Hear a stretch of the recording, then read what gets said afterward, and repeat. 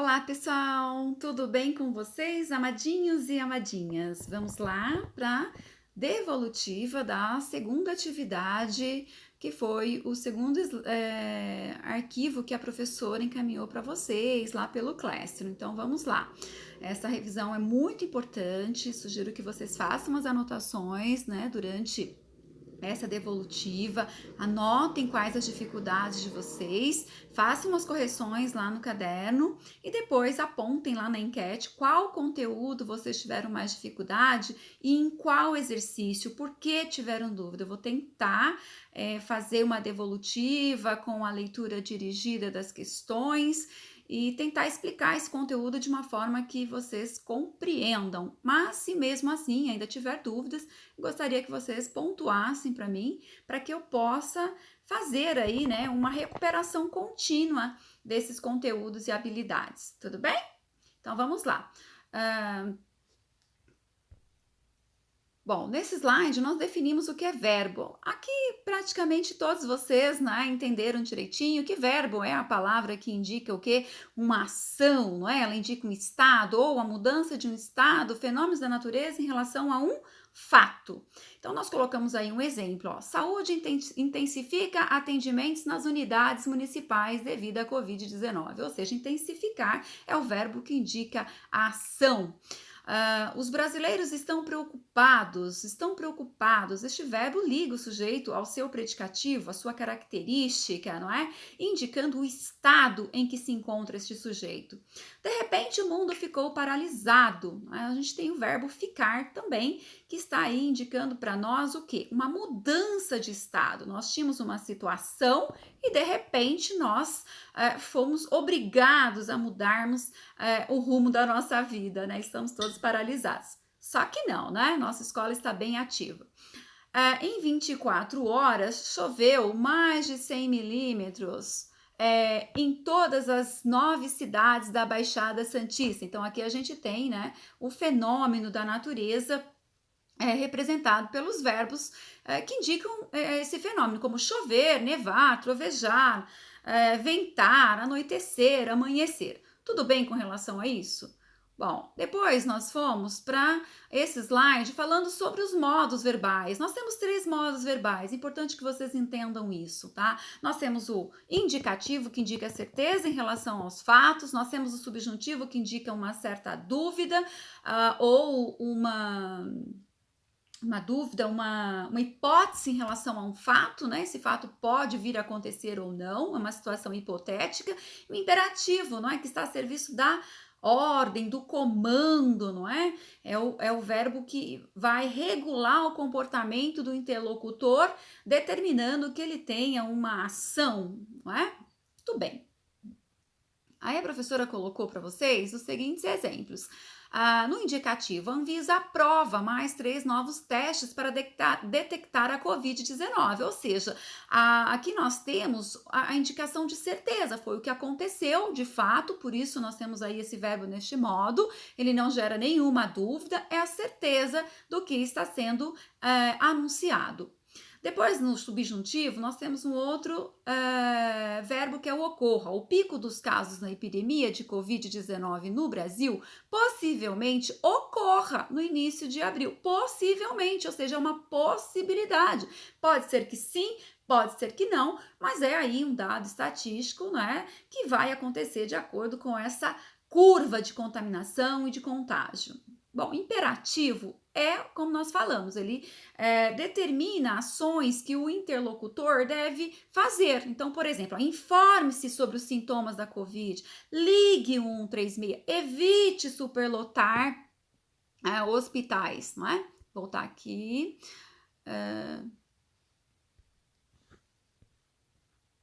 Não vai aparecer inteiro, e se eu colocar para aparecer na apresentação de slides eu não consigo mover. Mas deu mais ou menos para vocês entenderem, né? Que o imperativo está a serviço, então, da regulação do comportamento do interlocutor. É aquele que vai te dar uma ordem ou vai fazer um pedido, uma súplica, um apelo, um aconselhamento. não é? Por exemplo, estudem, é importante para vocês. Eu estou aconselhando, estou suplicando. Façam as correções, façam as anotações. Percebem o verbo fazer? Está aí regulando o comportamento de vocês, que são aí os meus interlocutores, ok? Bom, depois eu passei para vocês uma retomada de conjugação verbal, tempos e dos tempos do indicativo e do subjuntivo. Por quê? Porque o imperativo não tem. Porque o imperativo não tem tempo, o imperativo só tem forma, ele se apresenta na forma imperativo afirmativo ou imperativo negativo, ok?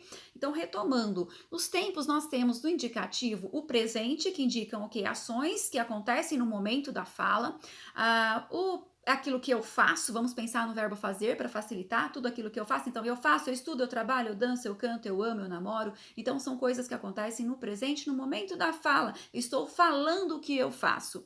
Depois eu tenho o pretérito. Bom, o pretérito ele é dividido aí, né, numa tríade, né? São três. Nós temos o pretérito perfeito, o imperfeito e o mais que perfeito, que falam de ações que já aconteceram, porém cada um num determinado momento. O pretérito perfeito, ele indica ações que eu já fiz, ação que, vamos dizer assim, uma ação que eu já realizei, acabei, pronto, não interfere mais. Consumada. Eu costumo pensar sempre no verbo fazer. Então, se o presente é aquilo que eu faço, o pretérito perfeito é aquilo que eu fiz. Já fiz, acabou. Estudei, aprendi, namorei, dancei, cantei, fiz, acabou. O pretérito imperfeito, como o próprio nome dele diz, ele não é tão perfeito assim. Então, a gente costuma falar que é uma ação rotineira do meu passado, ela tem sempre uma ação ligada com o presente. Então, eu digo assim, eu estudo, é o presente. Aí alguém vai dizer para você, eu estudava. Percebe? É uma ação inacabada lá do meu pretérito. Eu namorava, eu dançava, eu cantava. Ele tem esse finalzinho aí do ava, não é?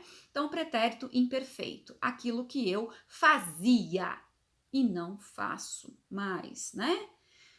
Aí a gente tem o pretérito mais que perfeito, aquela ação que acontece antes do pretérito perfeito. Ou seja, uma ação que acontece antes do tempo, ou seja, ela acontece antes, como é que eu vou falar assim? Algo que eu fiz antes do outro. Então, por exemplo, eu fizera um bolo quando você fez. Eu lera o livro quando você leu. Percebe? É uma ação que aconteceu antes do pretérito perfeito. Então, aquilo que eu fizera, ele tem esse finalzinho aí, né, do era. Depois nós temos o futuro. O futuro do presente indica o quê? Uma ação que vai acontecer lá no futuro. Então, o futuro do presente, do momento da fala. Eu estudo, eu estudarei. Eu namoro, eu namorarei. Eu canto, eu cantarei.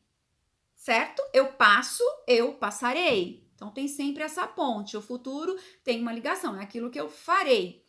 É a hora que eu falo assim, por exemplo, no presente. Eu amo cantar. Eu amarei. Eu nado. Eu nadarei. Talvez aquilo que eu ainda não faça hoje, mas que farei com certeza.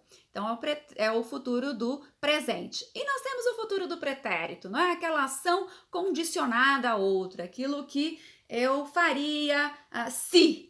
Percebe? Eu faria se. Por isso a gente diz que é uma situação condicionada. Então, eu faria se soubesse, eu estudaria se tivesse mais tempo, eu aprenderia se tivesse mais tempo, eu gravaria melhores aulas se eu soubesse. Percebem? Então, eu faria. Então, é o futuro do pretérito. Bom, percebe então o verbo fazer para a gente conjugar os tempos do presente? Vamos pensar. Presente tudo que eu faço, pretérito perfeito que eu fiz, pretérito imperfeito que eu fazia, pretérito mais que perfeito que eu fizera, o futuro do presente é o que eu farei e o futuro do pretérito é o que eu faria. Tudo bem? E o modo subjuntivo, ele tem os tempos no presente, no pretérito imperfeito e o futuro. Ele apresenta apenas nestes três tempos. Então, o presente, né, do subjuntivo é aquela ação assim, ó, que eu faça a lição é necessário, que eu estude, que eu namore, que eu cante, que eu dance e assim sucessivamente. Coloque sempre o que ou talvez na frente antes de conjugar o verbo que você não terá erro, vai perceber a situação hipotética. E o pretérito imperfeito, né? Então, a gente tem, né, aquela ação condicionada. Se a gente conseguir aqui abrir, vocês vão perceber, não é, os exemplos, né? Então, um pouquinho distante aqui, né? Então, a gente tem aí o pretérito. Opa, vou lá no... Não vou conseguir, gente, abrir essa tabela aqui para vocês. Do subjuntivo, acredito que ela não esteja aqui, né? Mas o subjuntivo aparece aí para vocês, não aparece aí para vocês, mas são 3 tempos: o presente, o pretérito imperfeito e o futuro, tá? Que seria o futuro? Quando eu fizer, quando eu estudar, quando eu namorar, quando eu crescer, certo? E o pretérito, né, que eu pulei, seria se eu fizesse, se eu estudasse, se eu cantasse. Então, retomando aí os tempos do subjuntivo. Nós temos o presente, o pretérito imperfeito e o futuro. No presente é aquilo que eu faça, talvez eu estude. O pretérito, se eu fizesse, se eu estudasse, se eu cantasse, se eu soubesse. E o futuro, quando eu fizer, quando eu cantar, quando eu namorar. Tudo bem? Bom, aí nós temos aqui este slide que nós falamos sobre as vozes verbais. O que é isso, professora? Verbo tem voz? Ele fala? Sim, ele fala. Ele diz para mim quem praticou ou sofreu a ação do verbo. Então, nós temos aí um sujeito que pode ser a gente quando nós temos uma voz ativa. Que seria a voz ativa? O sujeito pratica a ação verbal, né? Professora gravou a videoaula. Quem praticou a ação? A professora. Então, nós temos aí o quê? Um sujeito agente do verbo gravar. As aulas foram gravadas pelos alunos. Aí eu fiz uma conversão, né? Quem é o sujeito agora? As aulas estão sofrendo o quê? A ação de serem gravadas por alguém. Então, a gente fala que é sujeito paciente, por isso nós temos uma voz passiva. E nós temos a voz reflexiva. O que seria reflexiva? O sujeito pratica e, ao mesmo tempo, ele recebe ou sofre a ação verbal. Então, por exemplo, a Maria penteou-se. Maria machucou-se. Então, a Maria é o sujeito, ela mesma pratica e ela mesma recebe a ação. E nós temos a voz recíproca, que é uma ação que precisa ser feita mutuamente, em conjunto, não dá para fazer sozinho, tá? Por isso, recíproca, né? A palavra reciprocidade tem essa relação. Aquilo que eu faço e você faz, e nós fazemos simultaneamente. Por exemplo, eles se olharam, eles se falaram, eles se abraçaram, eles se comunicaram. Então, uma ação que foi feita aí duplamente ou mutuamente, reciprocamente, ok? Daí vem, né, aquela frase famosa: a recíproca é verdadeira. Então, aquilo que eu penso, você também pensa, aquilo que eu sinto, você também sente, enfim, ações que são realizadas simultaneamente. Tudo bem? Bom, aqui a gente tem como fazer a conversão. Então, eu tenho aqui o exemplo, eu tenho a primeira frase que está na voz ativa: João inventou a imprensa. Fazendo a conversão, eu tenho que trocar, né? Então, no caso da primeira oração, quem é o sujeito? É o João, o verbo inventar, e inventou o quê? A imprensa, que é o complemento desse verbo. O que eu faço? Trago o complemento agora para o sujeito e jogo o sujeito lá para o final da frase como um agente da voz passiva. Então, como vai ficar? A imprensa foi inventada por João. Então, é só fazer esse trocadilho quando você tiver dúvida se está certa ou não a sua questão. E é sempre importante, quando fizer esse trocadilho, fizer essa inversão, você não altere o tempo e o modo verbal. Então, veja bem, o tempo não está aí, ó, inventou, não está no pretérito perfeito. Quando eu faço a inversão, eu tenho que colocar o verbo auxiliar também no pretérito perfeito. Ó. A imprensa foi inventada. Continua no pretérito imperfeito. Se fosse assim, João inventa, eu teria que colocar que a imprensa é inventada. Percebe? Se eu falar que João inventará, eu tenho que colocar a imprensa será inventada. E não posso alterar aí o tempo verbal. Tudo bem? Bom, continuando. Aqui nós temos um slide explicando para vocês, retomando rapidinho, o que é morfologia. O que é um substantivo? Substantivo, eu costumo dizer, que é aquilo que dá nome aos seres. É tudo aquilo que tem uma existência real ou fictícia. Eu fecho os olhos, eu consigo imaginar, eu percebo uma forma para aquele objeto, para aquele ser, enfim. O substantivo nomeia tudo que tem existência. Você perguntou, como chama isso? E você tem uma resposta? Então, por exemplo, aqui, ó, caneta, computador, lápis, giz, é um substantivo. Os substantivos nomeiam também o que? Os seres que nós falamos que são abstratos, como, por exemplo, os sentimentos, como a intolerância, né? A angústia, a mágoa, a beleza, a feiura. Tudo isso tem um nome, é o nome do sentimento. Então, o substantivo é o que nomeia o ser. Aquilo que tem nome trata-se de um substantivo. Percebem isso? Nome de pessoas, lugares, sentimentos, países, estados, ruas, bairros e etc. O adjetivo já tem o quê? A qualidade. Ele é a qualidade, ele é que vai dar um colorido para o substantivo, certo? Vai indicar as características desse substantivo, tá? Então, aqui a gente tem a frase, né, aplicando. Ó, o homem foi tão amável e solidário. Então, o substantivo é homem e nós atribuímos a ele dois adjetivos para qualificá-lo, que seria o amável e o solidário. Percebe que este homem agora não é um homem qualquer, mas sim um homem amável e sim um homem solidário. Então, o adjetivo ele tem essa função de qualificar, caracterizar o ser. O ser é o substantivo. Tudo bem? Então, continuando agora... aqui eu falei um pouquinho sobre pronomes também, né? Vocês revisaram que o pronome é o quê? A palavra variável que acompanha ou substitui o substantivo. Então, eles têm uma ligação direta com o nome, com o substantivo, com o ser. E existem vários substantivos, temos os pronomes substantivos, né, que substituem os substantivos. Temos os pronomes adjetivos que acompanham os substantivos, ok? E eles podem ser anafóricos ou catafóricos. O que seriam anafóricos? Os substantivos que nós usamos antes, presta atenção, anafórico tem a palavrinha a, ele vem antes do nome, certo? E o que seria o catafórico, né? O catafórico, na verdade, ele antecipa, ou seja, eu vou dar um exemplo aqui para vocês, olha, a verdade é esta. Eu tenho aqui um pronome, esta. Você não sabe o que é, o que eu vou falar ainda. Então, o esta apareceu antes, é um pronome catafórico. Por quê? Eu vou antecipar, né? O pronome, ele antecipa, ele vem antes. E aí, eu vou colocar, após o pronome, o que é esse esta, o que é essa verdade para vocês, tá? Então, eu vou colocar lá, a verdade é que ainda não há uma vacina contra o coronavírus. Então, percebe que a informação veio após o pronome. Então, a gente chama de catafórico. Já o anafórico, ele retoma um termo antecedente da oração. Tudo bem? Então, eu tenho assim, sei lá, um termo antecedente. Coronavírus tem causado pânico em todo o mundo. Ele é altamente contagioso. Esse ele está retomando quem? O coronavírus, tá? Por isso que a gente fala que o ele aí seria um pronome anafórico, porque ele retoma um termo antecedente da oração. Então, ele vai aparecer após. Já o... engraçado isso, né? É uma loucura, né? Ele retoma um termo antecedente da oração. E o catafórico, não é? Ele vai aparecer, na verdade, antes, porém ele vai se referir a um termo posterior da oração. Então, vamos entender bem isso.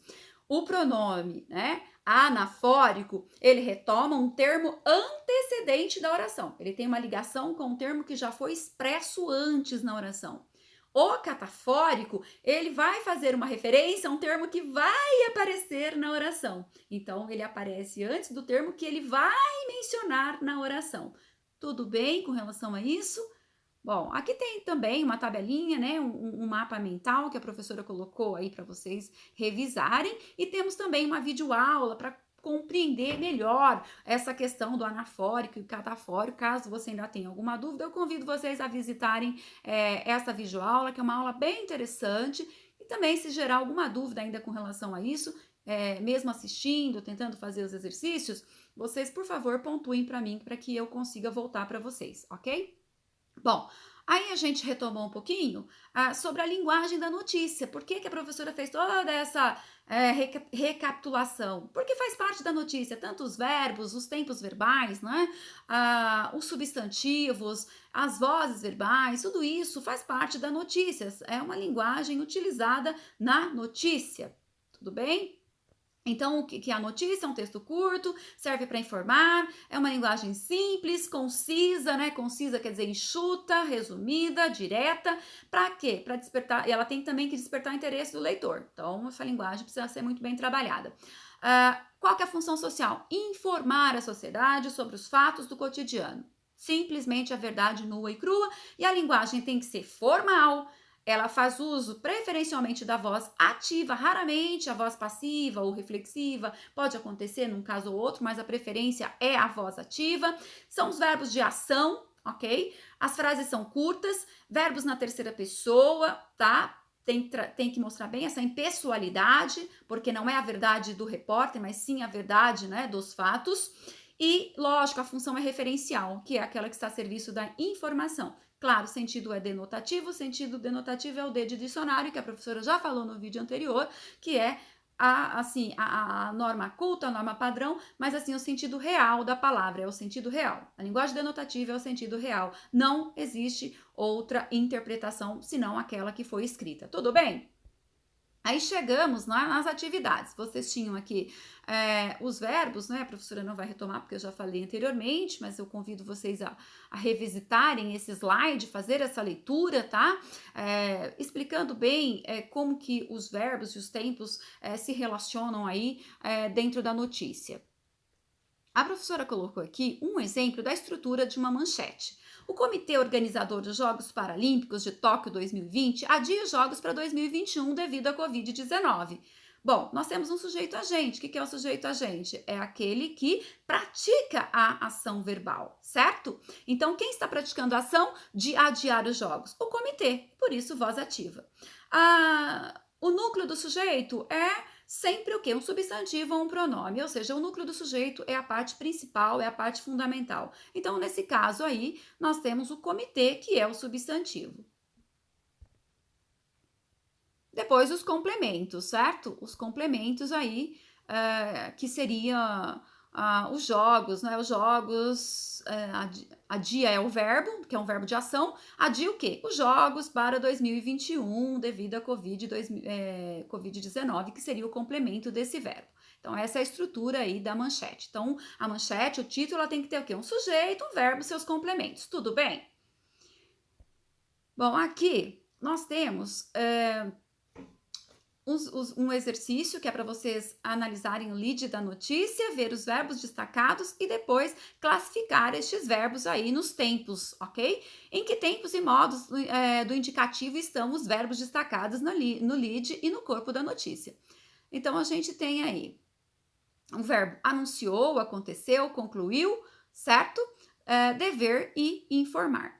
Então, os verbos, o verbo anunciou, aconteceu e concluir estão no pretérito perfeito indicativo, ação realizada e acabada. Lembra que a professora falou lá no início? Aquilo que eu fiz. Então, se eu fiz, então, eu fiz, tu fizeste, ele fez, nós fizemos, né? Vós fizestes, eles fizeram. Então, eu anunciei, tu anunciastes, ele anunciou aquilo que ele fez, tá? Então, ele anunciou, ele aconteceu, enfim. Eles concluíram, é aquilo que foi realizado e acabado, certo? Depois, nós temos aqui, deixa eu voltar um pouquinho, viu, gente? Estou ainda familiarizando aqui com a ferramenta, então, aprendendo e aplicando, eu peço desculpas aí para vocês, mas estou tentando fazer o melhor. Aqui ainda faltou. Nós temos aí os verbos, o devem, né, que ele está no presente do indicativo, porém ele está com a indicação de futuro, ele está no sentido de que deverão, olha. O Japão concluíram que os jogos... deixa eu subir aqui a minha imagem.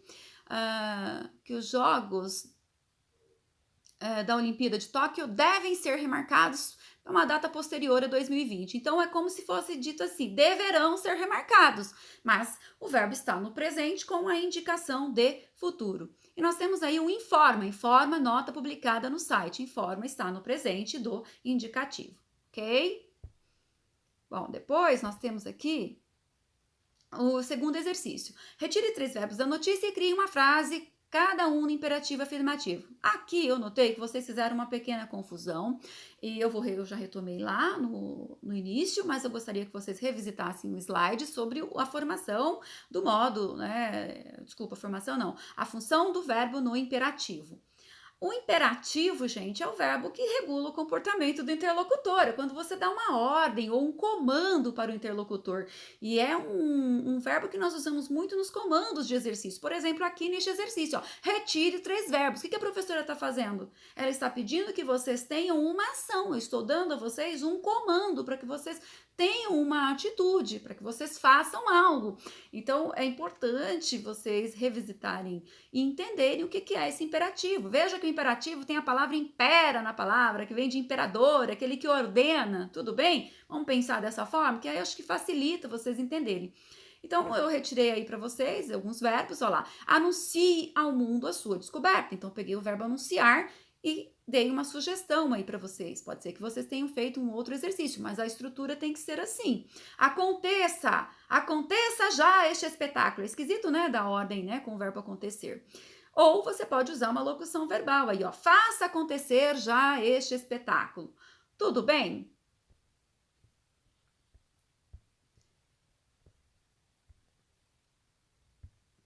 Opa. Por que nós não usamos os modos subjuntivos e imperativo no gênero notícia?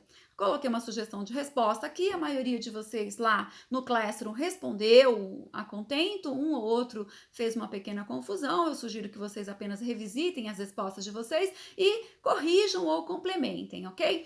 A verdade, o modo subjuntivo, gente, é um verbo da dúvida, da possibilidade, da incerteza, não é? Então, é uma hipótese. Eu não posso usar uma hipótese num texto que tem a função de informar a realidade dos fatos. O imperativo, ele regula o comportamento do interlocutor. Como é que eu vou usar um verbo imperativo, não é? Que está a serviço ali de passar uma ordem ou um comando para o interlocutor num texto que é um texto... que é uma notícia, que eu vou falar somente o que o interlocutor tem que fazer. Não cabe nesse contexto. Então, o verbo, o modo verbal utilizado é um indicativo. Então, a professora colocou aí para vocês uma sugestão de resposta. Porque o modo subjuntivo é o modo da dúvida, da incerteza, do levantamento de hipótese. Não cabe no contexto de uma notícia cujo gênero textual está a serviço da informação, da veracidade dos fatos veiculados, e o modo verbal pertinente é o indicativo, que indica certeza. Já o imperativo não é adequado a este gênero, uma vez que a sua função tende a regular o comportamento do interlocutor para que ele pratique uma ação. É o verbo da ordem, do pedido, da súplica, do aconselhamento. Ele é bem-vindo em outros textos, em outros gêneros, tá? Os textos injuntivos, prescritivos, como os textos instrucionais, propagandas, bula, receita médica, código de leis, placas de trânsito e etc. E até em propagandas, né? Mas não é bem-vindo na notícia e se utilizar, né, você vai estar fugindo à regra, né, que rege aí a norma de como se escreve uma notícia. Tudo bem? Aqui eu tenho, retire o sujeito do verbo anunciar do lead e diga se ele é agente ou paciente. Então, o agente é aquele que pratica ação e o paciente é aquele que sofre ou recebe uma ação. Então, eu vou dar um exemplo bem prático, olha. O médico atendeu o paciente. O que o médico fez? Ofereceu ajuda. Quem praticou a ação? Foi o médico. O médico, ele é o agente dessa ação. Então, voz ativa. O paciente foi atendido pelo médico. O paciente fez o quê? Ele sofreu a ação. Então, ele recebeu a ação, por isso, voz passiva. A voz passiva pode se dar de duas formas. A passiva analítica, que é quando o agente, que é quem pratica a ação, ele aparece lá no final da frase, ou deslocado no início ou no meio da oração, mas você sabe quem é o agente, quem praticou a ação, e você tem, né, o verbo ali formado por uma locução verbal, que é o verbo auxiliar mais o verbo principal. Agora, nós temos a voz passiva sintética. O que é a voz passiva sintética? É quando você vai usar o verbo principal da ação mais a partícula ser, que é a partícula apassivadora, ok? Então, por exemplo, aí a professora deu a atividade para vocês fazerem lá no exercício 5, eu já estarei lá. Então, vamos aí. Retire o sujeito do verbo anunciar, então, lá da lide. Bom, qual que é o sujeito? Comitê Olímpico Internacional. Foi o Comitê Olímpico que, né, fez o quê? O adiamento lá, né, dos jogos. Então, ele praticou a ação, por isso, sujeito agente. Qual é a voz? Voz ativa.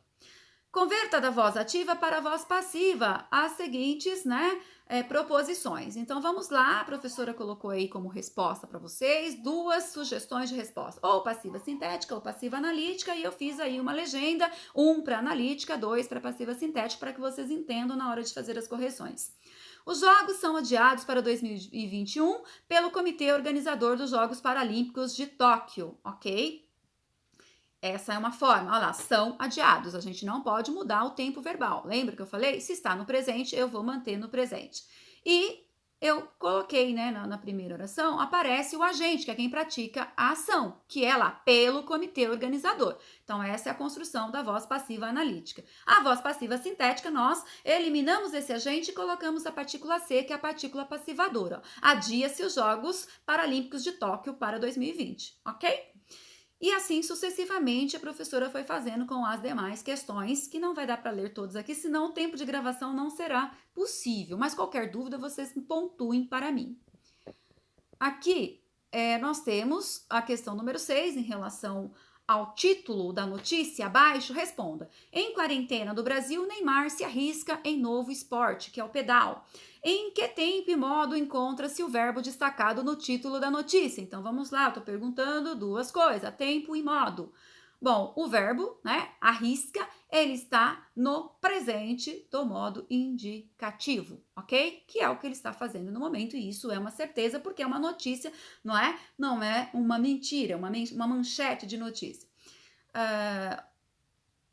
E aí o verbo está em que voz? Está na voz reflexiva, por quê? Porque o sujeito ele está ao mesmo tempo praticando a ação de se arriscar e ao mesmo tempo, né, recebendo a ação, ok?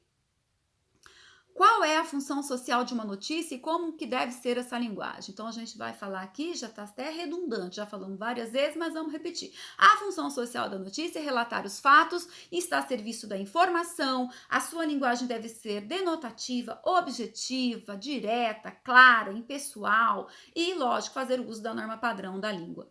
Retire da manchete acima 4 substantivos, um adjetivo, um pronome. Então, consulte os slides anteriores que a professora colocou aí para vocês, né? Com cores diferentes, os substantivos é do que nomeia o ser. Então, quarentena é o nome que se dá a esse período que nós estamos vivendo, né? Brasil é o nome do nosso país, Neymar é o nome da pessoa. Então, nós temos aí o substantivo. E esporte, né? Que é o nome que se dá ao que ele está fazendo. E lógico que o pedal também é o nome do esporte. O adjetivo único que apareceu foi novo e o pronome único que apareceu foi o ser. Tudo bem? Retire os verbos do lead da notícia e diga em que tempo e modo e voz eles se apresentam. Voltando. Craque brasileiro voltou ao país por causa do surto de coronavírus. Está trancado dentro de casa, porém tenta se manter em boa forma. Então, aí nós temos o voltou, que está no pretérito perfeito. Lembra aquilo que ele fez, aquilo que eu fiz? Eu fiz. Então, eu voltei, tu voltastes, ele voltou. Então, ação realizada e acabada. Pretérito perfeito e é modo indicativo, fato real, concreto. Nós temos o quê? Está e tenta, está no presente, ok? Presente também do modo indicativo, que é o que ele está fazendo no momento da fala, no momento da enunciação aí dessa matéria, dessa manchete, tudo bem? Bom, aí nós somos no próximo slide, o professor explicou o que seria a foto-legenda, a importância da foto-legenda. Por quê? Porque todo jornal, né, a notícia ela é toda intertextualizada, a gente já falou disso no vídeo anterior, e a intertextualidade ela se dá através de imagens, né, símbolos, enfim. Uma imagem muitas vezes diz mais que muitas palavras, mas é importante, às vezes as imagens elas aparecem com uma legenda, então uma foto-legenda também é um gênero textual, e ela tem uma estrutura muito simples, tá? Ela é curta, linguagem direta, objetiva, emprega-se preferencialmente o verbo no presente e, em geral, não tem um ponto final, não tem um sinal de pontuação.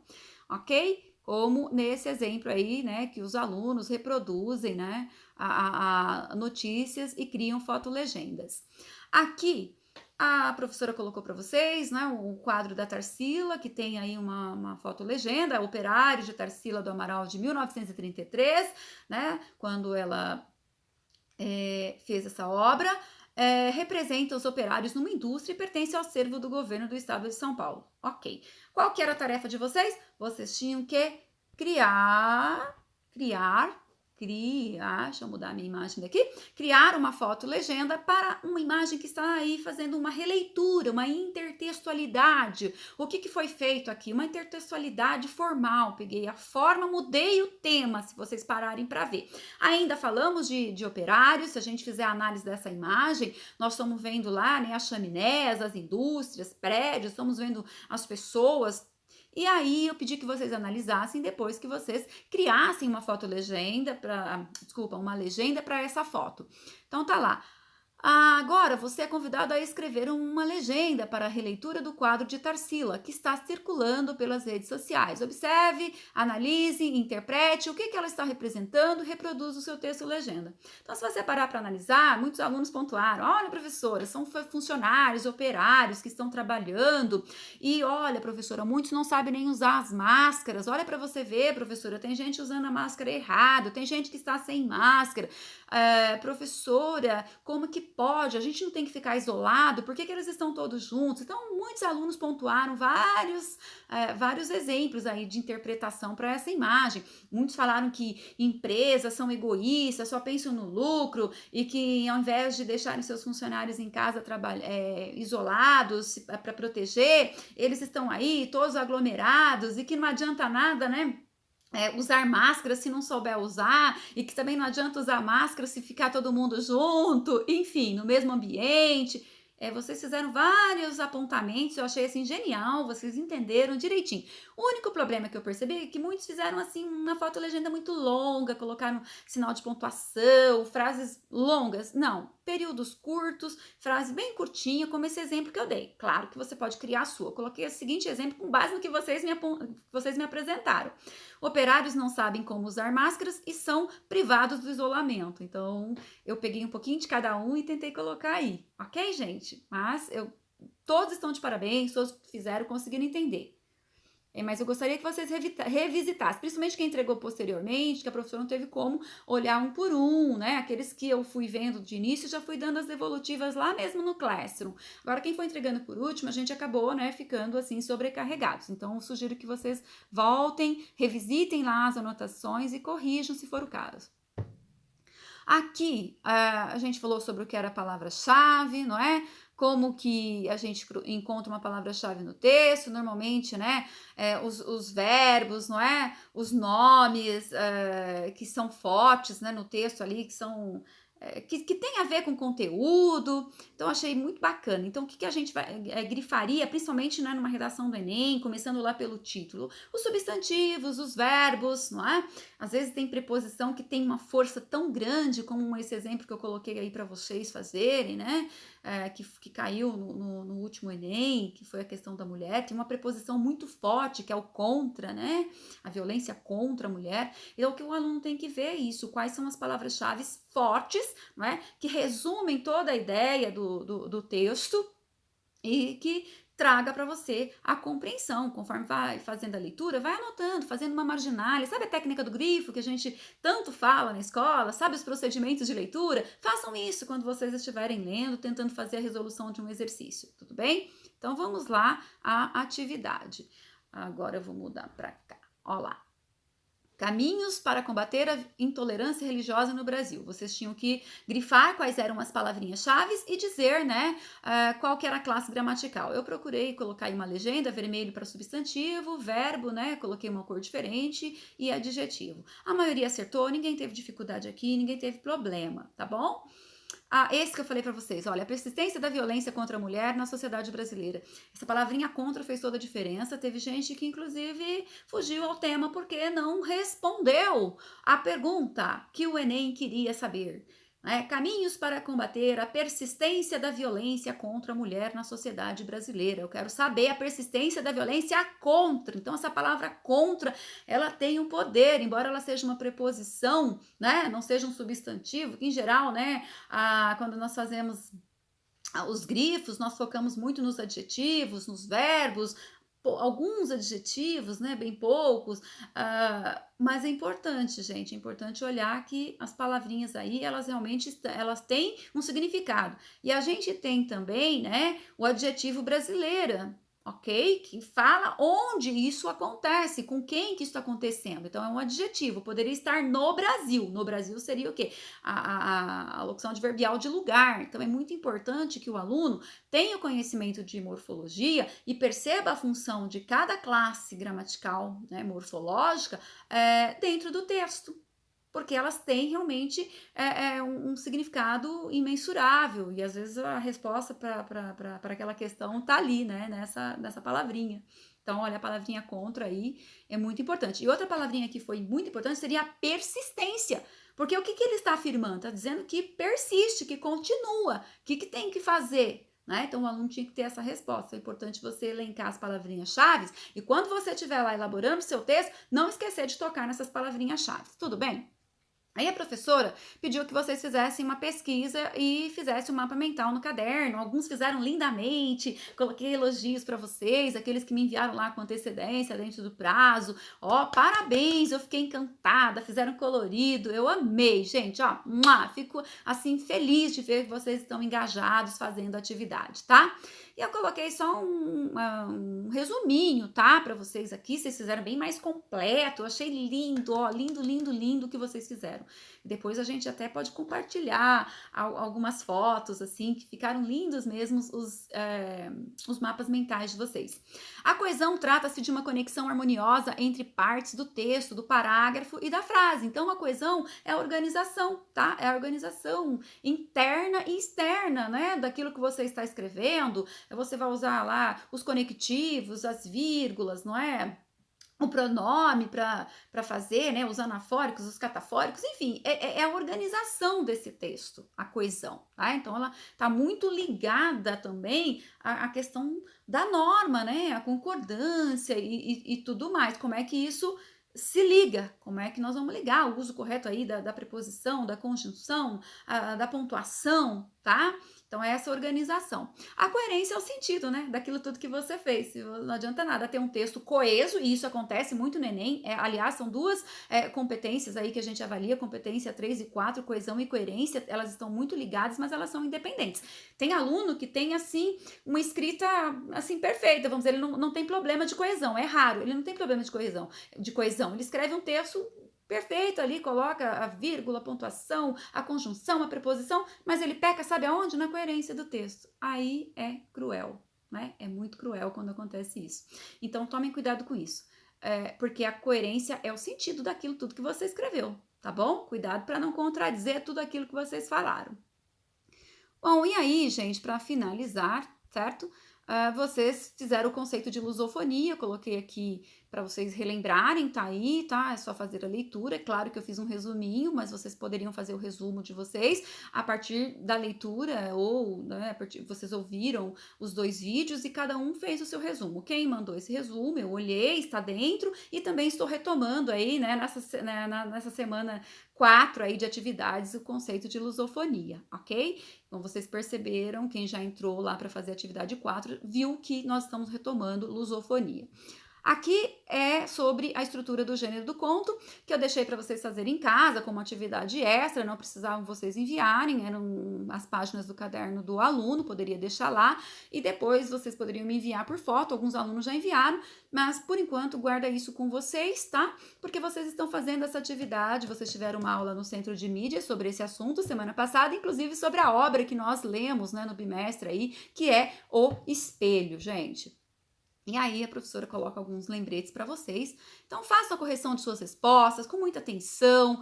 E se mesmo assim vocês ainda tiverem dúvidas, por favor, me fale. Eu tô gravando rapidinho por conta do tempo de aula que eu tenho o tempo de gravação que eu tenho nesse aplicativo, que é bem simplesinho, mas é o que eu aprendi a fazer no momento. Gente, ó, peço perdão se tiver algum erro, se eu falei alguma coisa, alguma palavrinha errada, algum erro de concordância, mas é realmente com as melhores das intenções. Um grande beijo no coração de vocês, continuem focados no estudo. Eu amo vocês, a minha preocupação é realmente com a aprendizagem de vocês. Olha, beijo, até mais.